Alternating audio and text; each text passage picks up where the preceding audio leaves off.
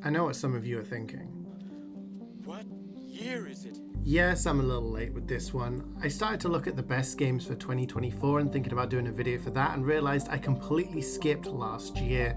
At the turn of the year, things were a little bit hectic and I just never got around to doing a video, so hey, better late than never, right? And let's take a look at some of the best games from 2023, which was probably one of the best years for gaming in recent memory. We had the Phantom Liberty expansion for Cyberpunk, which was as big as an entire game in its own right. We had not one but two Like a Dragon games with Ishin and Gaiden. There was a whole bunch of sequels to pretty big franchises like Alan Wake 2, Ghost Runner 2, Talos Principle 2, Blasphemous 2, and Remnant 2. There was a bunch of remakes and remasters as well. We had the Dead Space 1 remake, System Shock remake, the Advance Wars 1 and 2 reboot on Switch, and another Switch title was the remaster of Metroid Prime, which was absolutely fantastic as well. But enough about those, let's focus on my top 10 games from 2023. HiFi Rush is a bit of a bittersweet story at the moment.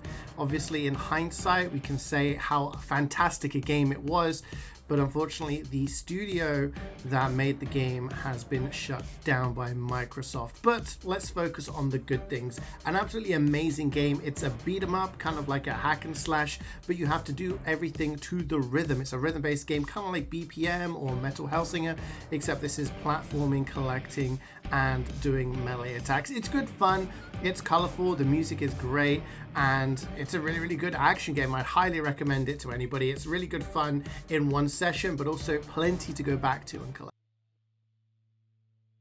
If you're a bit of a boomer like I am, you might remember that the Wario Land games years and years ago were very popular and really good fun, and Pizza Tower is along those same lines. I didn't know much about this game going into it other than it was like Wario Land, and it's just that. You go into different levels, collect a bunch of items and treasure, try to complete some puzzles and some interesting characters and enemies, and at the end of it, once you reach the end of the level, you have to run all the way back and get back to the beginning again, while the entire place is falling down around you. If you don't do it, you have to start again. The music is really, really good on this one. The art style is very cool.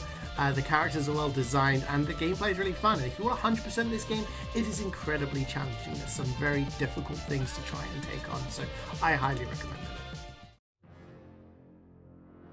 Jedi Survivor is an example of the fact that there are still some good Star Wars things out there.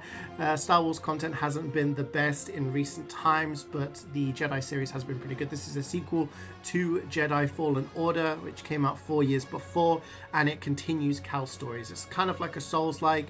There's a bunch of different enemies, checkpoints, and some very, very difficult sections. There's some amazing lightsaber combat. The combat is really, really good fun. There's lots of abilities that you can upgrade. Some really, really cool boss fights as well. There's areas with puzzles and collectibles. There's a lot of different planets to explore. You can just plow through the main story if you want, or you can go and do a bunch of side quests and exploring. Really, really good fun. I highly suggest it. If you enjoyed the first game, you'll definitely enjoy this one. And just to continue Cal's story and see where all of the characters are ending up. I am a big fan of Souls-likes, as many of you will probably know, and one series of that is the Neo series. And 1 and 2, I spent a lot of hours completing everything in that game, and this is made by the same developers. Wolong Fallen Dynasty was something I had my eyes on for quite a while. It is actually a bit of a middle ground between Neo and Sekiro.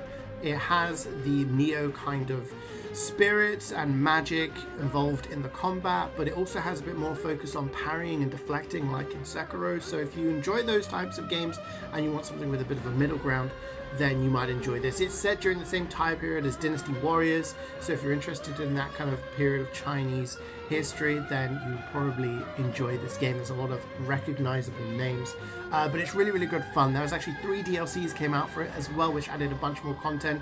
You go into a bunch of different mission areas.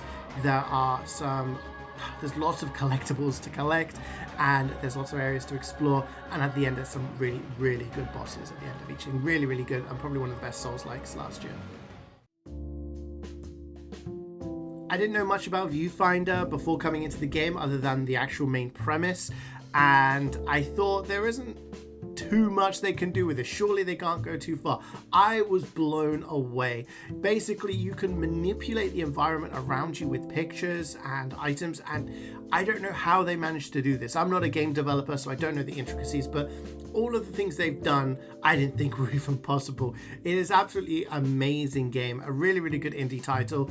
It's not a super difficult puzzle game. It's not, the Witness level where you need to get your Mensa friends to come and help crack the code, but it is, challenging in places, but most of it is just trying to think around the mechanics of the game. It is super fun, and most of the time I was just like, how did they do this? How did they do this? Really good fun, highly recommend. Sometimes an indie title comes out and it's maybe not the best looking or the most polished, but it is the most fun, and Lethal Company comes under that. Visually, it's not going to stand out to you too much, but the hours and hours of fun you can have, it's almost limitless. Basically, the premise is you get a bunch of people together, get some friends, find a moon to fly your spaceship to, land, go inside the building there and try and collect some metal, just get some scrap and some items, bring it back to your ship to sell so you can get more money and travel to different moons. It sounds simple, obviously it's a little bit more complicated than that. There are various hazards, the places that you visit are complete mazes, and there are monsters varying from the tiny little loot bugs who just try to steal your loot away from you and run away, compared to demons that haunt you in the dark, weeping angel type enemies that will chase you if you're not staring at them. Enemies with guns, let's say. I don't want to say too much because there are so many different items that can possess you and force you to attack your teammates and things like that. I don't want to spoil, but there is so many different things there.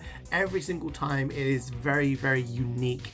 And as you venture further into the game, the quota that you must reach of selling items gets higher and higher. You have to take more and more risks, and the environments become more and more dangerous. Super fun, great with friends, and probably the most fun I had last year. I hadn't played an Armored Core game before 6, but I was a big fan of the From Software games, Dark Souls, Sekiro, Elden Ring, etc. So I thought I would keep an eye on it. I was a bit apprehensive that I spent too much time in menus, refining my AC and doing all of that rather than gaming, but that is just a small subset of how amazing this game is. Yes, there is some tweaking you need to do to your build to try and find something that works, but you could just slap together something that you feel comfortable with and play through the game, which is what I did in my first playthrough. The music is fantastic, the voice acting is great, as you'd expect from a FromSoft game. The action itself, though, is so good. Yes, there's collectibles and there's secrets and there's things to find, but when you go right down to the action, the combat between enemies, and especially the boss fights, this is such a good, it's absolutely best action game from last year. I went back this year and played through another 3-4 times just to do all of the New Game Plus routes and find all of the secrets and do all of the achievements, and there is a really deep and convoluted story here. There is so much content. Once you get to actually understand the characters and the environment, there is so much depth here. Really good game. Don't be put off by the numbers on the screen, just enjoy the action. I hadn't played Baldur's Gate 1 and 2, but I knew that they were made by BioWare, which were one of my favorite developers. I'm really a big fan of Knights of the Old Republic, Dragon Age, and Mass Effect is one of my favorite franchises. And Baldur's Gate 3, different developer of course, but a similar idea, story-based. I thought that'd be pretty cool, and then it exploded. This is many people's game of the year, and you can understand why. There are so many different things you can do in this game that you need a PhD to follow the flowchart of all the different permutations that you can have happen as you're playing through the game. All your companions are amazingly voice acted. They have so much character, and the different things you can do with them, with their quests and their dialogue, is absolutely fantastic. But the most important thing I think for me is the way that you can play through this game. I went through my first playthrough with Fireball and just burnt everything. That was how I approached the game. Some people go for melee combat, magic, however, but you can get really intricate with this. You can get very crafty. You can set up arenas, sneak into arenas and set explosives before the fight even begins. You can steal items from enemies to help you in a debate. There are so many. I saw a guy play this game and beat it as a cat. There are so many things you can do in this game. I don't want to say too much, just There is almost a limitless potential in your approach to the playthrough of Baldur's Gate 3. It really helps that you can play through with friends as well, but multiple playthroughs are guaranteed to give you hours and hours of fun. I originally thought Resident Evil 4 didn't need a remake. I was very much on the fence of saying, hey, let's give Code Veronica some love, because I thought the original Resident Evil 4 stood up and a remake was a bit of a waste of time. I was so wrong, because Resident Evil 4 Remake is probably the best Resident Evil game now in the series. It's probably surpassed Resident Evil 2. It is on the action side compared to 2's survival horror, but it is one of the best games in the series and remade to near perfection.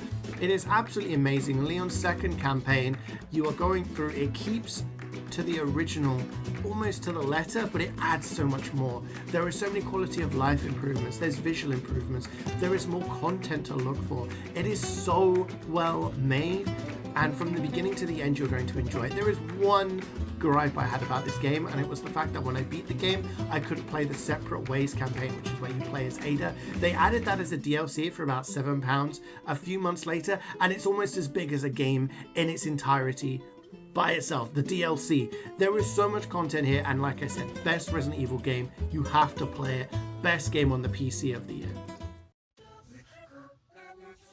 I'm going to admit I wasn't super excited for Tears of the Kingdom. I thought Breath of the Wild was a masterpiece. I thought it was the peak of gaming on the Switch, and I thought Tears of the Kingdom, going back to Hyrule in the same environment with a bit of a building gimmick, wasn't going to be the way forward and wasn't going to pull me in, and I was completely and utterly incorrect.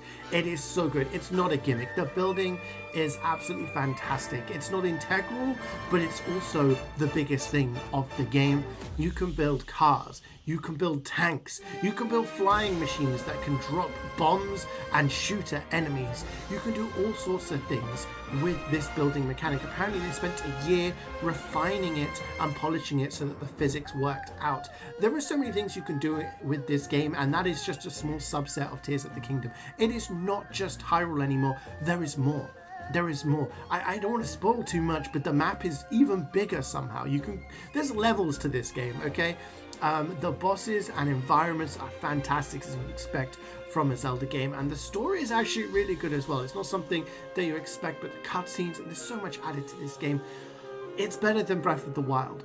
And Breath of the Wild was my favorite game of 2017. This is even better. This is the peak of gaming on the Switch, and I implore anyone, you have to play this game. It is so good. You can spend hundreds of hours doing everything in this game, and you probably still find something else around the corner. Play it. It's the best. Thanks for watching, guys. I'm sorry this video was so late, and I'll try and get the 2024 one out towards the end of this year so that we're not on a deficit. What was your favorite game of the year? Do you agree, disagree with any of my things? Any games that I missed out on that you felt deserved to be in the top 10? Let me know in the comments. But as always, guys, thank you so much for watching. Take care of yourselves, and I'll see you next time.